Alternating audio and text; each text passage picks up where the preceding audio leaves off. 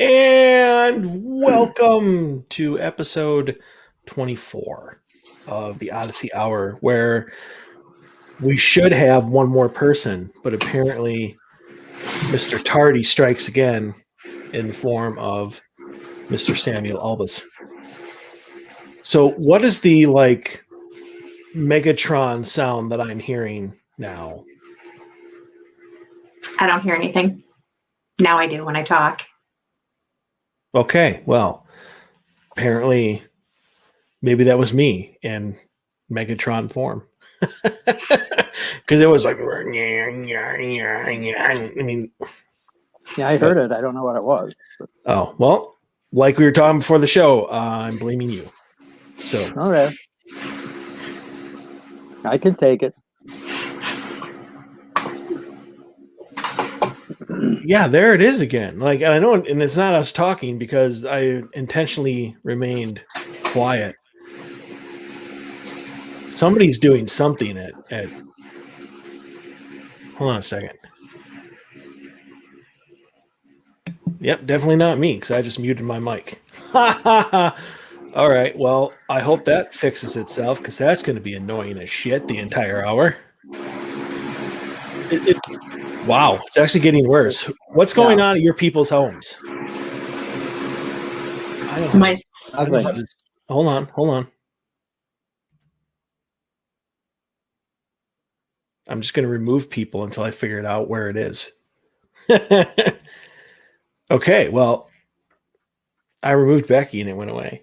So, did it come back when you brought me back? No, now there's nothing. So if it fixed itself, I'm happy. So either that or we can just blame Sam when he gets here, whenever he gets here.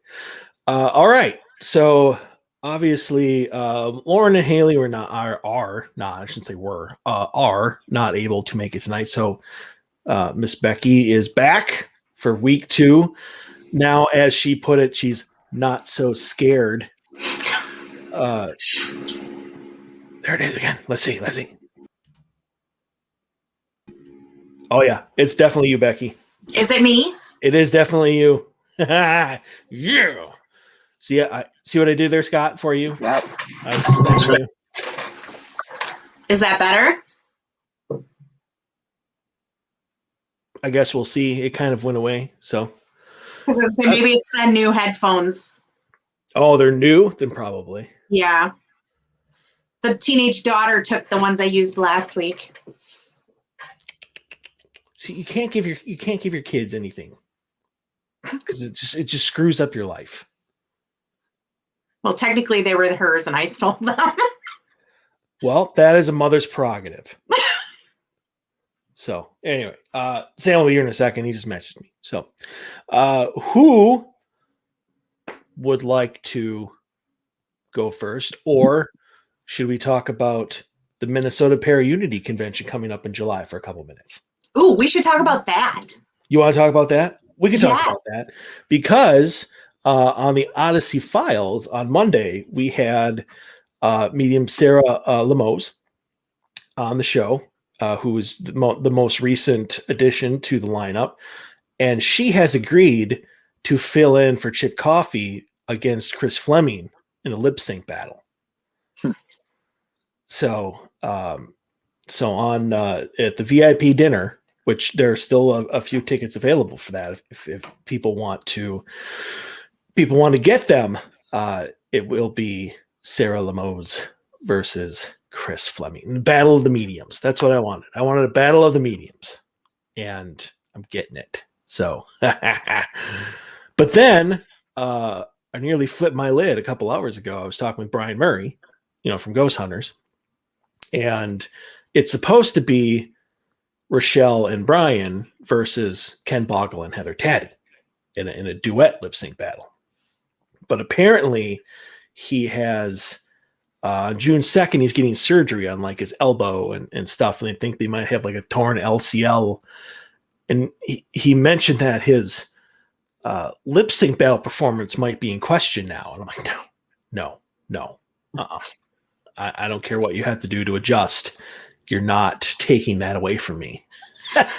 Not after I worked so hard to get this going. So I guess we'll see. But yeah, I'm still waiting on one person who I was hoping to hear back from by now, but apparently not.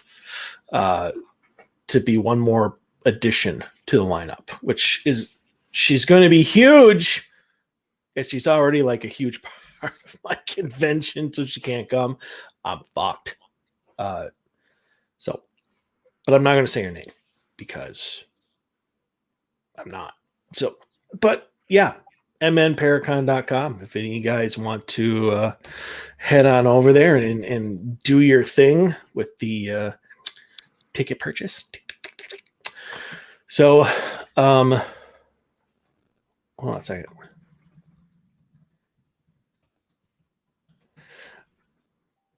Sam should have been here by now. So I don't have anything. Obviously, the other thing that's going on is the Las Vegas Para-Unity Convention. And if Greta, my lady who I'm doing a lot of my booking with, will focus a little bit, I can have a whole bunch of great new announcements for that thing. Huge announcements. So yeah. And what are the dates? Well, July 8th through the 10th for the Minnesota Para-Unity Convention, and December 9th through the 11th. Hi, Sam. Hello. I'm very sorry about the delay there. Hey, Sam. Where are you? That is not your apartment. I am at a friend's. No, actually, I just bought a house. I'm at a friend's house right now. I gotcha. This is how important this is to me. I interrupted our binge watching so I could be a part of this. Wait, what were you binge watching? A show called Shadow and Bone. Is it anime? On Netflix. No, it's a fantasy show. Gotcha. Yeah. Okay. Well, sweet. Welcome. And we've just been talking about the conventions while we're waiting for you. Oh, so nice. Yes, indeed. And I was just telling them that Sarah Lemos is now going to go against Chris Fleming in Chip Coffey's stead for the lip sync battles. Ooh. So I agree. Exciting matchup. Hi, Becky. Hi, Sam. How you doing? Yeah. Good. How are you? The time for small talk was before the show. So I'm just saying hi. Yeah, being polite. I am. Whatever. This show's not about politeness, as you can see. All right, so let's get into these topics because I know I have I think a fairly good one, and because Becky broke the rules, I know what hers is. So I'm gonna have Becky go first because she's the guest. Actually, since Becky broke the rule that she didn't know was a rule, she came up with a different topic. Oh, your topic was fine. Like I was already formulating my answer. Not that it would have been any different, had I not known previously. But all right, well, Becky, why don't you go first? Still, okay. Indian burial grounds. Why do we tend to get more paranormal activity from Indian burial grounds than a regular old cemetery? Or why is there that perception?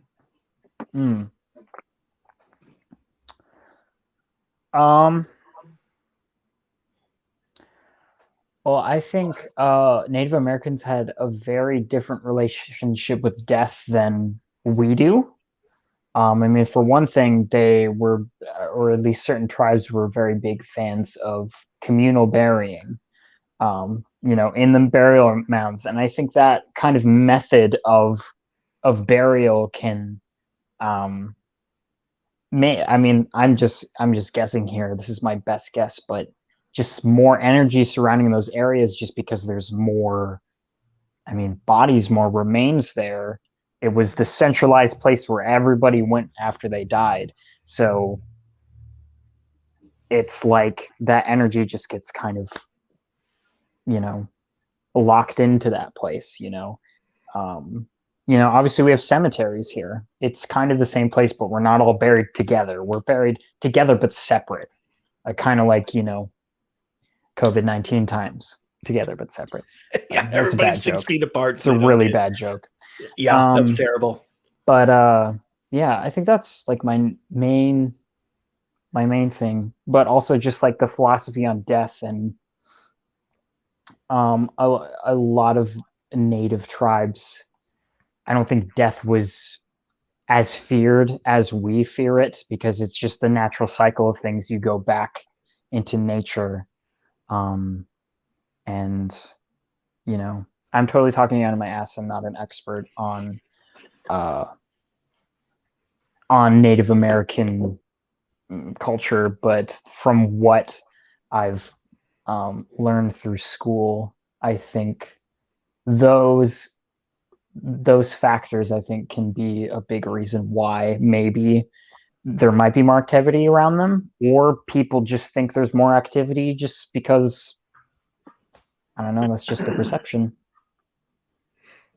No, Scott, I'm interested in your answer, because you are actually you have studied shamanism. Yeah.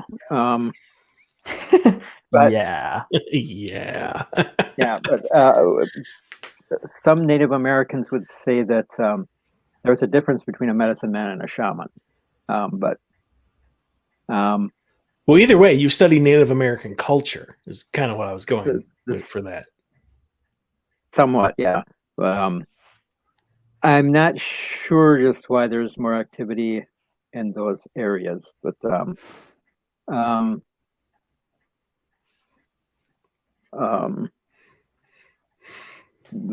there, in Native American spirituality, there's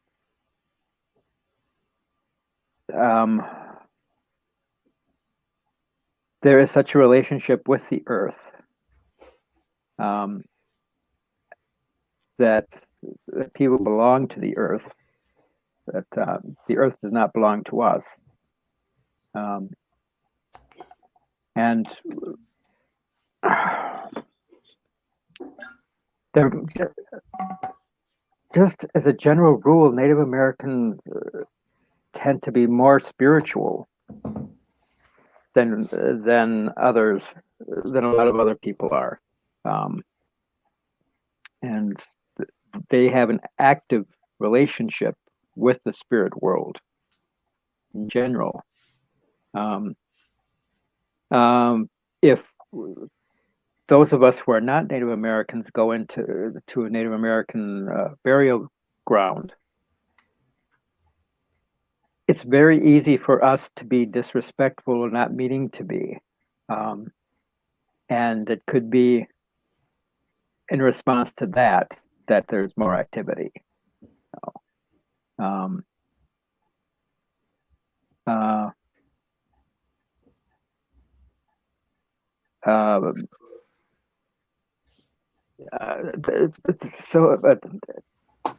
the beliefs and ideas about life after death and burial and everything, it's not an across the board thing with Native Americans. Different tribes can have different beliefs and different practices. I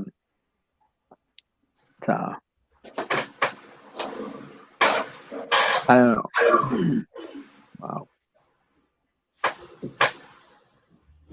Wow. Something's going on there. Yeah, I think that's Becky again. Yeah. But I don't know what I'm doing. It's background noise. I don't think it's you. Yeah. It's, and then I think Dave's up here in the kitchen making noise. But yeah, sorry. Was that your answer? Did you have more? Yeah. I'm kind of stuck with that. That's my answer, I guess. Gotcha. I actually was not aware that there was a theory that there was more activity at Indian burial grounds than cemeteries. That's actually news to me. I have investigated multiple cemeteries over my career. Always gotten evidence, like really good evidence. I saw my first apparition in a cemetery. But that's probably because I will absolutely refuse to investigate an Indian burial ground. I'm with Scott and their beliefs and how like in tune they are with the spiritual world and how like their entire belief systems revolve around the different spirits. So, spirit of the earth, the spirit of the sun, animal spirits.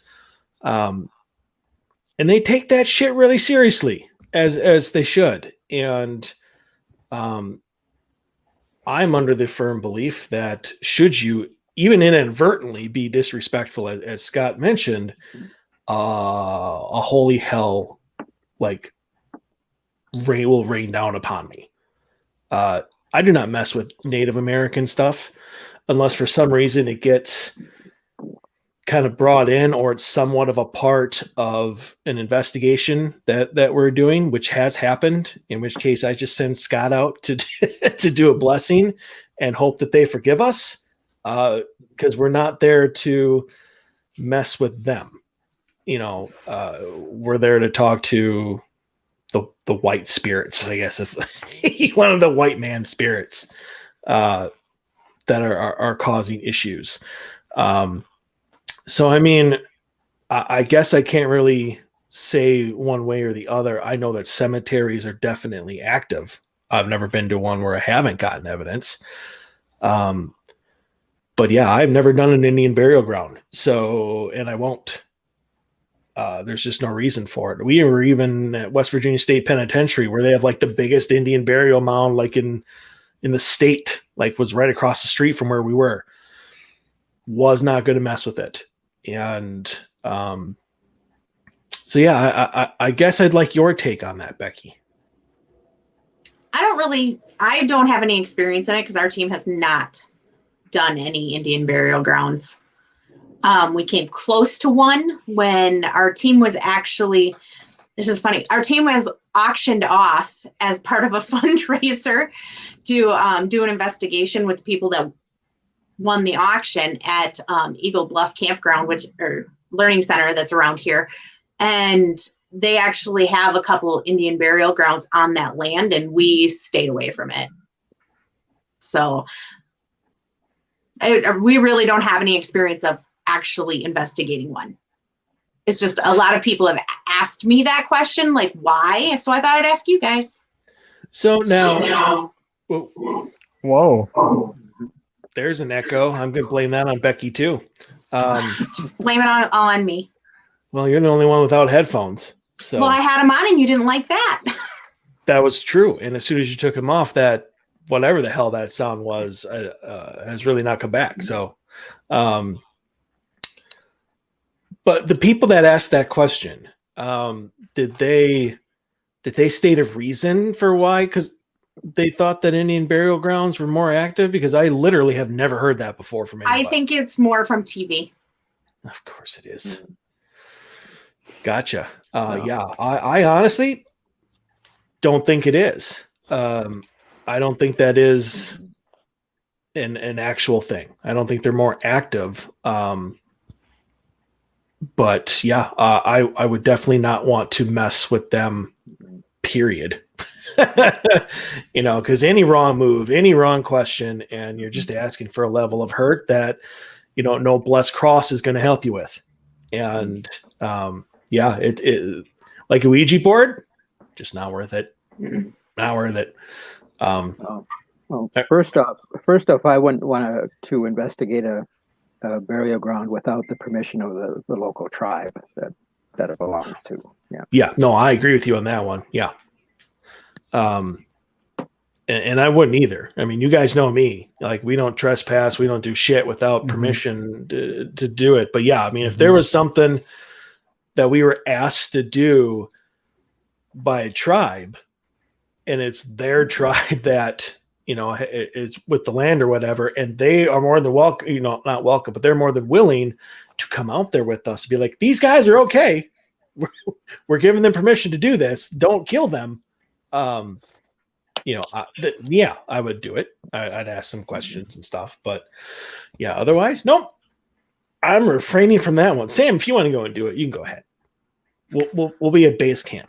No, I'm okay.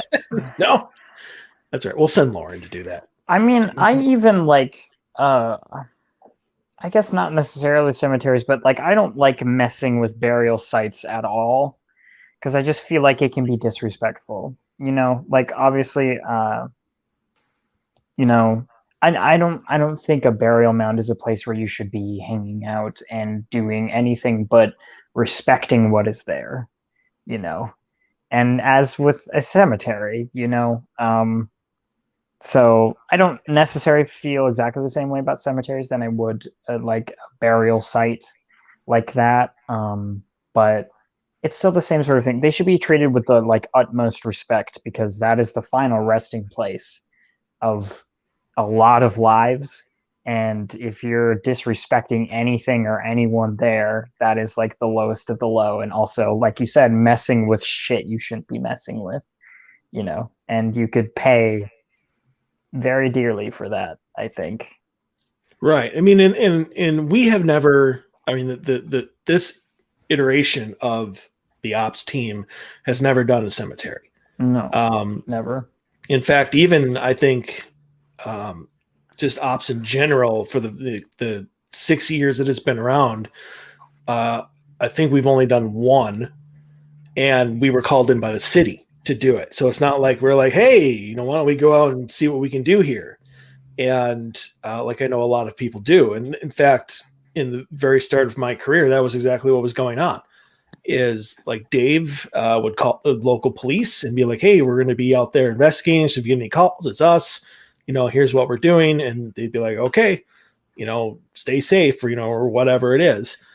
And then we would go out and do it. But there's very specific things, extra things that we do at cemeteries, such as a blanket apology. If we do, you know, well, I mean, and it's not like we're sorry for the dumbass shit we're about to do. Like, it's not that. Yeah. It's like, you know, it's dark out here. We mean absolutely no disrespect. If we accidentally step on one of your graves, we apologize right now. We will apologize if we realize it then. So, I mean, there's a lot of extra things that we do in order to throw out there that we are just there to communicate. We mean absolutely disrespect to them. It seemed to work, because I mean, every cemetery that I've ever been in has been very, very peaceful, very, you know, like quiet and welcoming. And it's been some really good evidence. So yeah, I mean, like the difference between a haunted location in a private case to, you know, cemeteries, there's always different things you have to do to prepare for that. So maybe one of these days, because they're actually one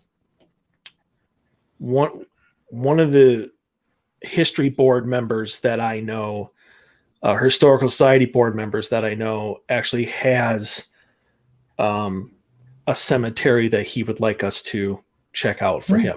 Yeah. Totally. So it just, you know, COVID hit and everything, it's just never panned out. So, you know, maybe this spring, in fact, I'll send him a message and see what he says. I haven't talked to him in a while, but, you know, I'll see if we can do it. Plus, I have that nice tent, that pop-up tent that I have, canopy tent that I've been waiting forever to use. And I bought like a $700 generator that we, and I haven't been able to use it ever. Damn. Ever. Well, I bought that even before you started the team. It's just been sitting on a shelf forever. So I mean, I haven't had a chance to use that yet. So I need to try and use some of the stuff that I spend all my money on. But yeah, so I hope that answered your question there, Becky. Though. Mm-hmm. It was just an opinion question, so really, give an answer. You answered it. Okay, just want to make sure it was thorough enough. Don't want to leave you any vagueness. You know. All right, who wants to go next? Okay, I will. No. You go. Oh, Scott, did you want to go? Go ahead. All right. Plus, I haven't gone like a couple weeks because thankfully we've been too busy with our discussions to get me in it. Okay, so this has come up a lot. Your mic is crackly, Mike. My mic is crackly? Mm-hmm. Check your cord. My cord is fine. Well, this just goes from. Is anybody else hearing that? I'm not. No, it's just you, Sam. Sorry. Boy, we're having a lot of technical difficulties here tonight. It's the conversation about Native Americans that did it. So, way to go, Becky. My bad. That's like your third strike. Anyway, so this has come up a lot in the past like month when I do like shows like the Odyssey Files and stuff like that. And now I might be in a position to get one. So I would. What, I'll Sam? come back. If you can hear me, I'm going to come back. Oh, yeah, we can hear you just fine. Well, crap. Now I got to wait. So, hey, how's everybody doing? Just kidding. We're good. So here's my topic. It's a two-part question. And that is, what is your opinion of the God helmet? And if you had on here's now it Hey, works. Sam. I hate this. What the fuck is going on? We could hear you just fine. You have never. No, like all the audio got crackly, and you all sounded like robots, and that's so weird. I don't know why it did that. Hey, that's like the Megatron thing that I was talking about earlier before Sam joined us. All right. Well, I was only halfway through my question, so I can just start it over again. Okay. All right. So like I said, this is something that it's come up a lot in the last month, and I might have an opportunity to get one. So two-part question. What is your opinion of the God helmet? And given the opportunity, would you use it? You're going to have to tell me what the God helmet is. I have no idea what that is. Does anybody else not know what the God helmet is? I've only seen it once on what was that? Haileigh. Yeah. Oh, now I know what you're talking about. Okay. I do know what that is. Well, there's but yeah. So you know what it is. Yeah, now I have to formulate my opinion on it. All right. Well, since Becky has seen it, let Becky go first. Well, does Scott know what it is? I'm not sure if I do. Okay. Well, then for anybody who doesn't know what it is, because it's not like it's seen a lot. No. Although I wouldn't be surprised if it's seen more often coming on, because even if you don't turn it on, I'm sure you could probably act like something's like, woo, freaky going on. So basically what the God helmet is, and it has a lot of different variations from just like a strap and a bunch of nodes and to like an actual, like Magneto type helmet. But basically it stimulates certain things in your head at different points and changes stuff so that even if you are as brickish as me, you would be able to have a like mediumship experience. Like it is supposed to be able to configure your head, while it's turned on and stimulate the different parts so that you are able to see the other side, or at least get impressions, maybe even see, like the wisps of spirits they go by. and stuff like that. It's been featured in Hellier. It's been featured in Ghosts of Morgan City. And I think that's it. I think just those two shows for right now. But like I said, I would not be surprised coming up in the next year or two if you saw it more in different shows. Some specific person putting it on and trying it out as an experiment to try. I'm surprised Kindred Spirits hasn't done it, since they are so involved with the Newkirks anyways, that they have not, one of them have not tried it. But then again, there are a lot of people like, I don't want shit messing with my brain. Well, they haven't tried it on camera. Yeah, that's true, but I can't get behind the fact that they would not put that on film. Oh, good point. Like, you're using the God Helmet to have like a psychic experience. They're going to record the shit out of that. So that's what the God Helmet is. So question is, so I mean, really though, is it really a mediumship that you're getting, or is those waves that's getting put through your brain causing hallucinations? How can we tell the difference? See, now that is actually a question that I asked. Did I ask that one, or did Dave ask that? But we were talking this past Monday with Sarah Lemos, who was on Ghosts of Morgan City, and who was there for that God Helmet experience that they did. And it was Dave. Dave brought up the thing of, does it actually let you see the other side, or does it cause you to just see things? And her answer was like, it's more than a hallucination. You were able to feel, you were able to smell, it goes beyond just sight.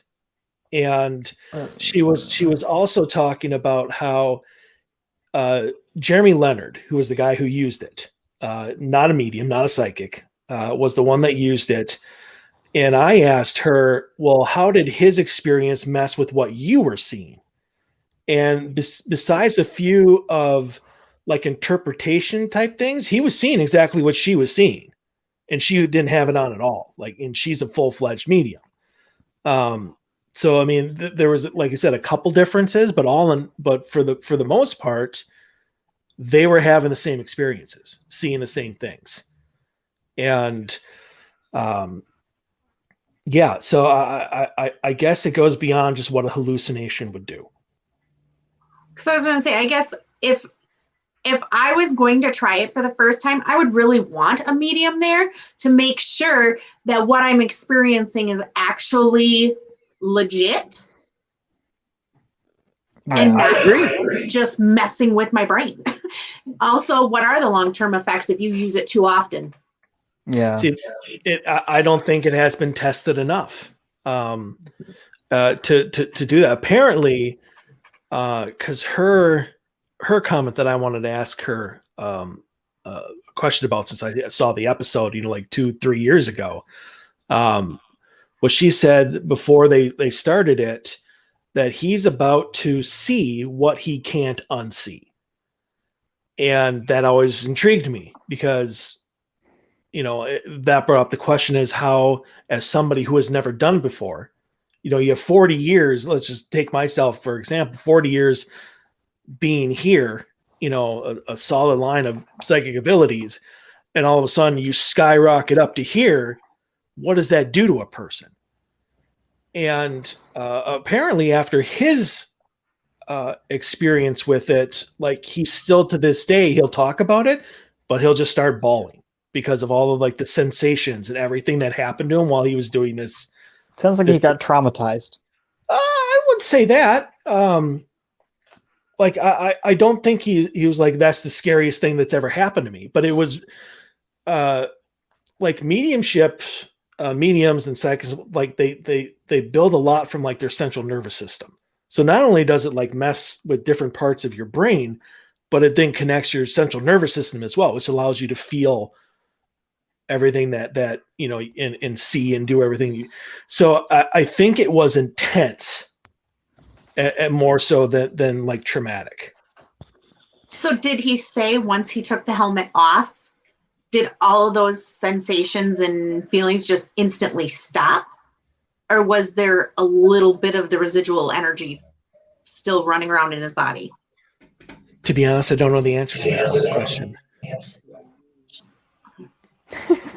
Wow, that was terrible. Yeah, the audio echo is bad. And and that's Becky's fault. Stuff like that's getting way into neuroscience that none of us understand. Like, I mean, obviously we're in a field where none of us understand anything, but like that is like an actual machine that is messing with our senses in a scientific way and is able to produce things that aren't there and stuff. That circumstantial evidence that, somebody with a god helmet was next to a medium and they were experiencing the same things. That's pretty compelling, I guess, but the very nature of like artificially messing with what we intrinsically have as humans is just like squicks me out to know, and it's just freaky. Like I don't like messing with that stuff, and I don't really know what to make of it. I'm on the side of caution. I lump it in with a lot of other tools we've tried to make before to aid with communicating with spirits and stuff that don't actually work. So I don't know. I'm very, very skeptical about it. Like very. Scott, what about you? You've been quiet for this conversation. Well, I'm familiar with those devices. I just don't remember them being called a god helmet. But well, I'm sure that there's a technical term for it. That's what Haileigh called it. Yeah. Okay. I saw Haileigh, but I don't remember that. Yeah. Anyway. Well, theirs was more of like the strap with the nodes put on the specific parts. Whereas the Ghost of Morgan City, the guy who created it actually made like an actual helmet that you put on. And then as you put it on, it had the nodes in the right places. Mm-hmm. So if you've never seen Ghost of Morgan City, you've never actually seen it as a helmet. Well, but I've seen them use that on other shows like Fringe. They did an episode with that, but anyway, I mean, I would have no problem trying it. I don't know that I'd want to do it on a regular basis, but hallucinations can be for all five senses, not just visual. Yeah, that's the point that I was going to make before. It doesn't. No. Yeah. No, and you can also have negative hallucinations for all five senses. But so I there's no guarantee that what you're experiencing with the helmet is not a hallucination, whether it's for sight, sound, smell, whatever. I don't know. I would actually be interested in trying it just once to see what it was like, but I would try that. I would try sensory deprivation too, but just to see how I would respond to it.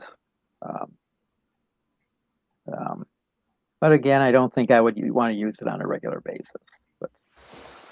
Well, yeah, I mean, and you're kind of talking about the Gonsfeld experiment where they put like the ping pong balls over your eyes and the white noise, and that's supposed to allow you to spread out, your feelings and energy and stuff like that. So, I mean, I don't know what an actual like full-fledged sensory deprivation chamber during an investigation would be needed.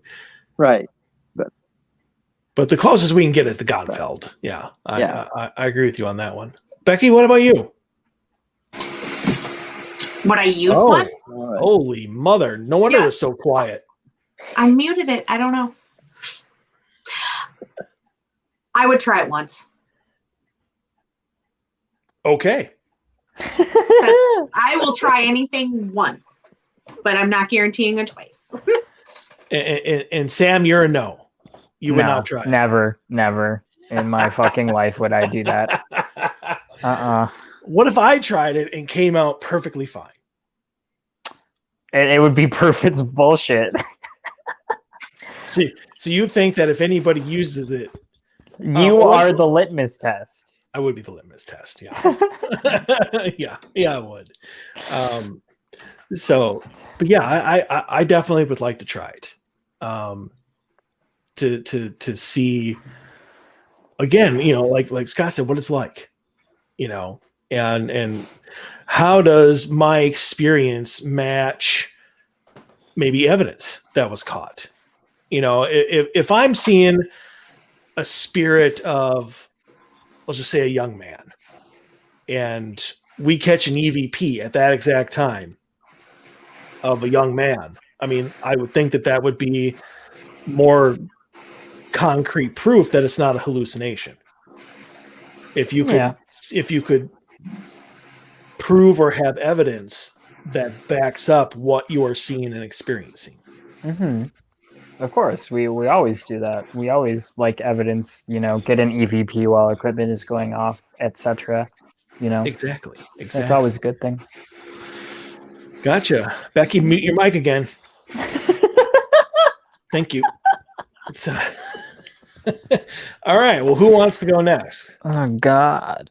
Okay. Yeah, I have one here. So I have been watching some YouTube videos as of late of people exploring. Sorry. Shut up. YouTube videos of people exploring old abandoned mines and stuff. And some claims of like paranormal stuff in there. So I guess my question is just like, what do you think of mines as paranormal hotspots, and would you investigate a mine if you had the opportunity safely? Obviously, there are some that are safer than others. But yeah, that's my topic. Yeah, I would investigate a mine or caves or catacombs or any of those kind of things. Some mines, especially if a mine has had a cave in at some point and lives were lost, there could be significant activity in them. So my answer is yes, I would do that. Okay, Becky, you can unmute and answer. I would be willing to do a cave as long as, again, it's safe. Mm-hmm.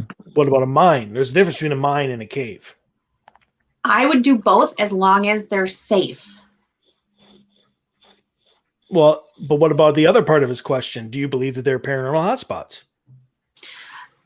I think it depends on what has happened there, just like anywhere. It depends on what has taken place there, what the history is there. I will say it's almost guaranteed if it's a mine, somebody has died in the mine. Because that's probably multiple people. That is just mining at its core. Yep.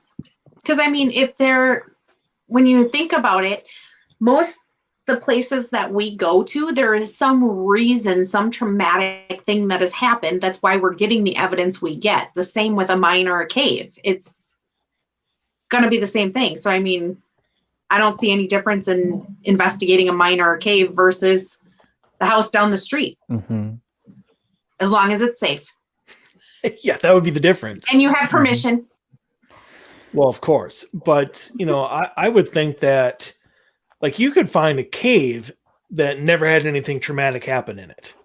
But I think it's a pretty safe bet that, a mine is probably going to have a lot of documented deaths. Mm-hmm. So, I would definitely investigate the cave. We have the Wabasha street caves. It's turned into restaurants and stuff, but they're still caves. And I would definitely investigate there.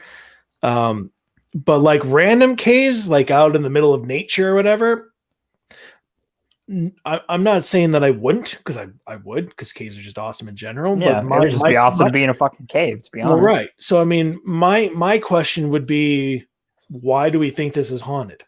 Or, why do we think there's activity for a cave? Now, mine, you're never going to have me ask that question. It's going to be how much death is, it's going to be how much death is a part of the history of this thing. And, is it safe now? I mean, I would assume that almost every single cave that was worked out there is in some way had some sort of cave in, which is probably going to lead to a lot of the death and activity, since I'm sure a lot of miners aren't going to know that they have passed. They're probably still going to be out there working, thinking that they're still on the job. So yeah, I definitely would. I'm with Becky. Me, safety first. If they're like, go, you have this corridor and this corridor, nothing's ever happened there, it's fully structurally safe, you're not going to have to worry about it. Absolutely. Where can I set up my DVR? So yeah, I definitely would. Yeah. I guess to add to that though is, if you have a cave that's somewhere out in nature that you don't know of any documented death or something like that happening, but yet people all of a sudden start saying they've been having paranormal experiences there, I would also go a little cautiously into that area, because what type of groups have tried to summon something in that cave? Oh, you mean like Pan? I'm going to mute now. Yeah. I think mines have and this is obviously, I've never been in a mine before. This is just from the videos, but they have such a stillness to them, and such a pure, you're not going to get environmental pollution in a mine. You are literally in a mountain, in a tunnel, in a mountain. It is still. There's nothing moving at all. The only thing possibly you would get is if there's an animal in there, or if, there's rocks falling from the ceiling. They carry a very special energy that is kind of all into its own. So I would definitely investigate a mine. I think it would be, and one of those places that just very few people would go in, I think. So I think you would get very, very real and raw evidence in there. Just very untouched by a lot of people, because not very many people are going in mines and talking to these people, so I think it would be a very interesting experience. Well, and the other thing that has to be taken into account that we don't get very often is there's shutting off the lights, and then there's being in a mine or a cave. Yeah, and that is no light. Special level of dark. Yep, that is your eyes darkness. No amount of carrots are going to let you see the hand in front of your face. Yep. In a mine. So I think that would be one where we would bring a red light that's dim to just put, so we can just kind of see, just a super dim light, because you're going to be hallucinating if you're in complete darkness. That's what your eyes are going to do, because your brain needs to make something out of nothing at that point. So I think we would need a low, either a really soft lantern or flashlight, or a red soft light to just kind of make it so we can see, Either that, or we get to where we're supposed to be and we literally shut our eyes. I mean, there's no real point to keeping them open, because you're going to see the exact same thing. Zero. That's true. But at least then, if you shut your eyes, then you can't hallucinate anything or see anything move, unless it's gotta be terrifying. Well, I guess that's one of the things where, I would not mute yourself, Becky.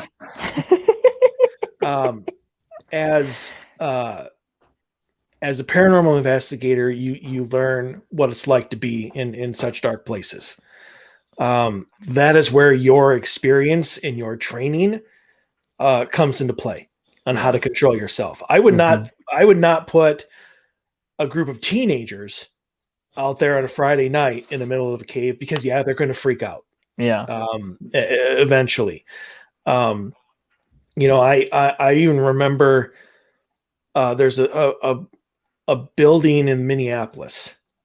it's like at the Institute of Art or something like that, but is literally like it blocks out like 99.9% of all sounds.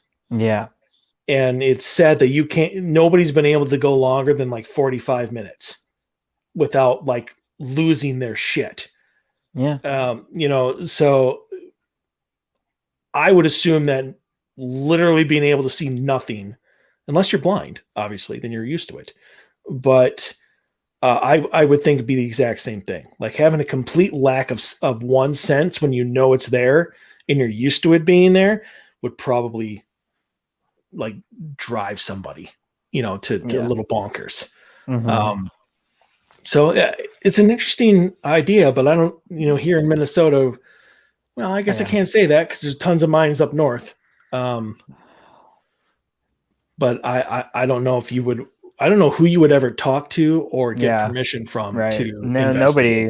They're all closed and probably condemned because they're dangerous and abandoned.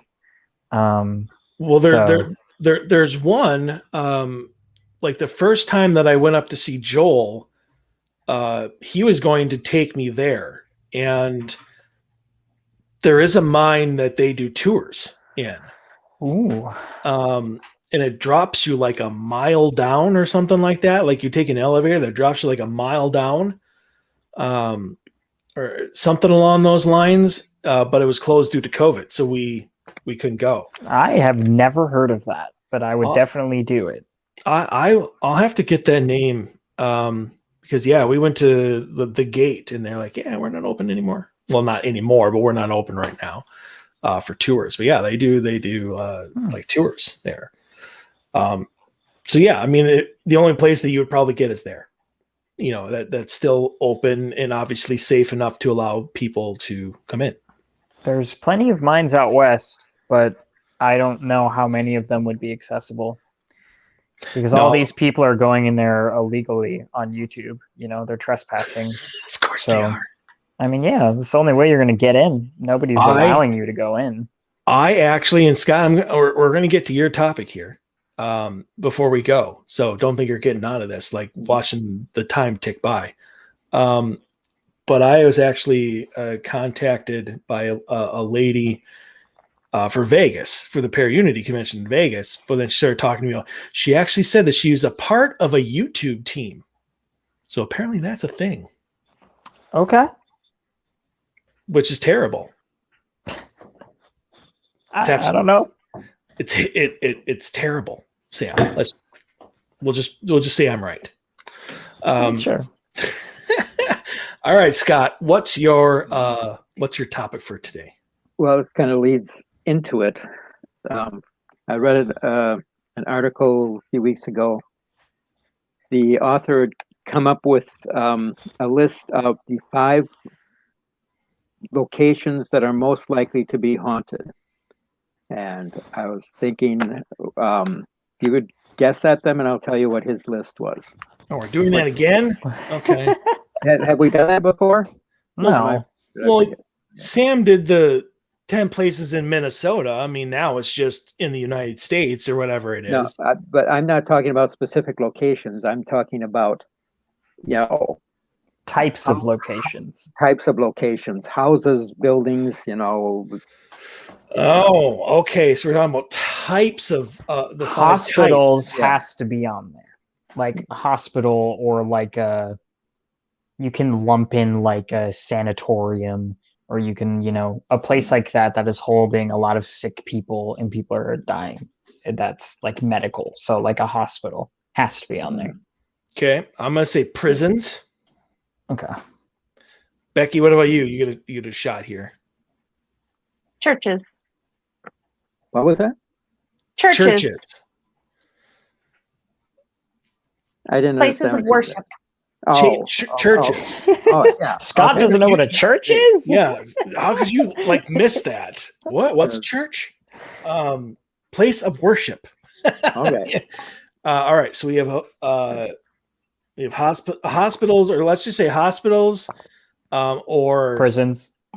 Well, no, I was going to say hospitals, or like, as you said, like sanatoriums, like medical type buildings. We'll just say medical type buildings. prisons, churches. Schools. You don't get no. I mean, that's kind of a good guess. I'm not going to go schools. No. Well, you didn't. I hotels. did. Hotels. Do we only get 5 choices? Or can we say as many as we want? Well, you can say as many as you want, but there are only 5 on this list. Right, I understand that. But if we say 10, then we have a better thing. I think we should go the schools, hospitals, prisons, churches, and what did we pick a 5th one? No. No. So we need a 5th one. Could this be played? Can we say like cemeteries? Lighthouses. Well, technically, I don't think there's a lighthouse out there that isn't. All right. So prisons, churches, medical buildings, schools. I mean, I guess cemetery could be on there. That might be a safe 5th guess. No, is it type of building or type of location? Type of location. All right, we can do cemeteries. Yeah. Cemeteries, yeah. I want to add in ships. Okay.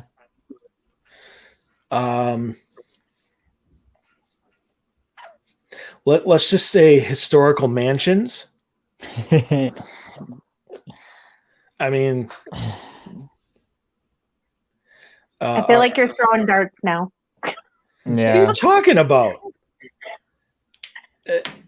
Well, mansions, but I don't want like Beverly Hills mansions. I want historical mansions like the LeDuc mansion.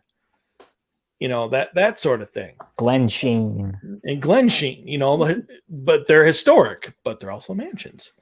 All right. Lemp I think Mansion. Say what? Lemp Mansion. The Lemp, yeah. How do we do? Way too expensive. I all love we them. do. So that's like 7. So Okay, well, you got 3 out of the 5 on this list. then I already hate it.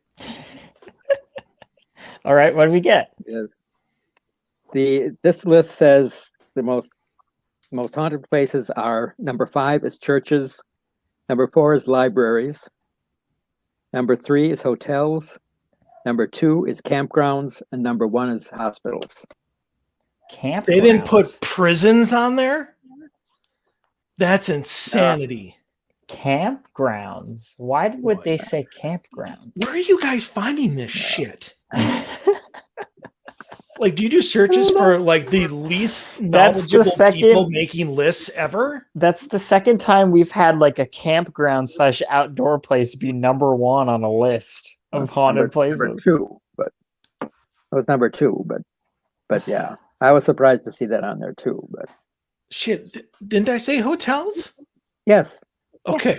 Yeah. Because when you said hotels, and I'm like, I didn't write that one down, and I'm like, well, fuck. You definitely like, said it. We just forgot to write it down. You definitely said hotels. Okay. All right. So we got churches, which I don't really agree with. Yeah, churches, hospitals, hotels. And hotels. Wow. That is again a really at least they had hospitals at number 1 because that makes sense, I think. Hospitals does make sense. Although I think there's, well, I guess I really can't say that since there's a lot of trauma and a lot of bad like events that happen at prisons, but not like a shit ton of like actual death. No, unless you're a select few prisons. Well, right. I mean, like West Virginia, I think in like their thing, I think they only got like 998. I think was their like death amount. Yeah, that's like a hospital. That's like one hospital in a year.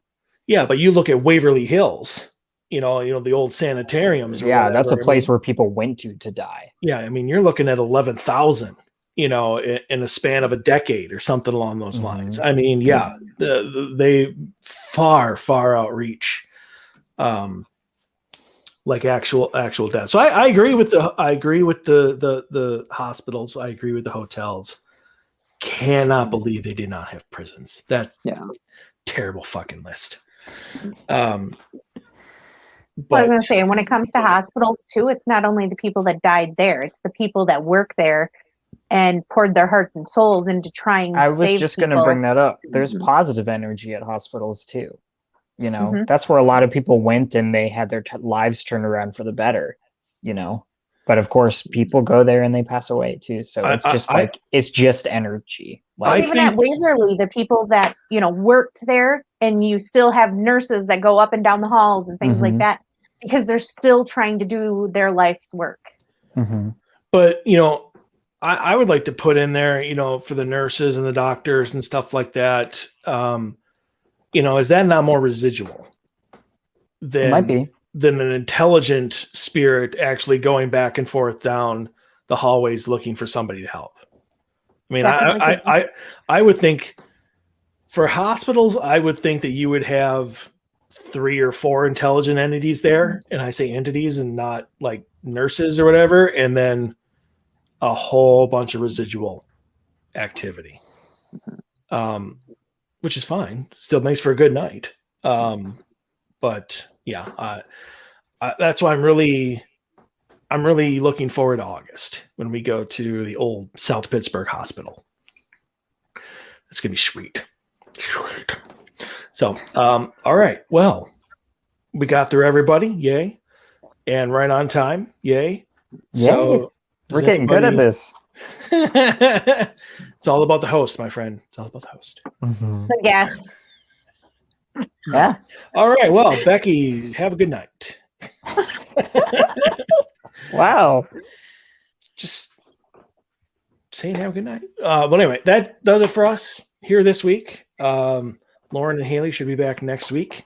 It's too bad Haileigh wasn't here tonight, so we could, you know, congratulate her on her upcoming graduation from college graduation happening on Saturday. So we'll do that next week when both of them are back.